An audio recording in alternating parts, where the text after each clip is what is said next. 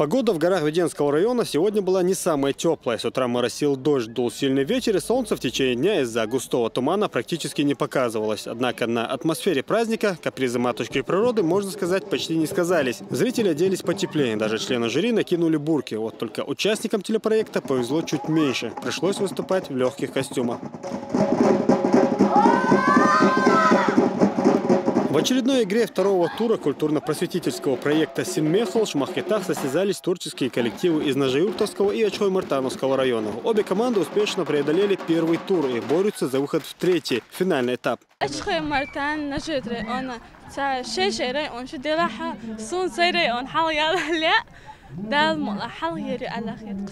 Участники традиционно состязались в 5 номинациях. В игре на барабанах, знание фольклора, народной поэзии оценивался даже юмор. В театрализованных номерах творческие коллективы постарались затронуть проблемы современной молодежи и важности сохранения культурных ценностей. Программа выступлений получилась довольно интересная, поэтому строгое жюри не скупилось на высокие баллы.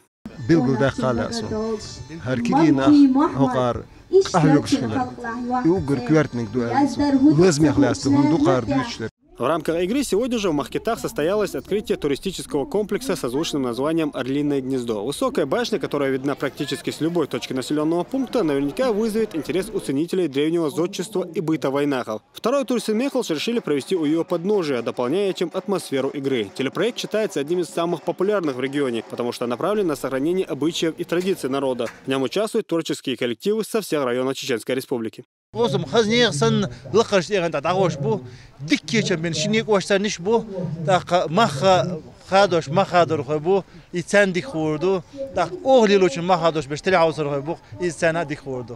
Игра продолжалась несколько часов. Суммировав заработанные участниками баллы, жюри вынесло свой вердикт. В третий тур проекта вышел творческий коллектив из Ачхой-Мартановского района, который теперь приблизился к победе еще на один шаг. Магомед Салтмурадов, Султан Умаров и Зелимхан Закаев. Новости.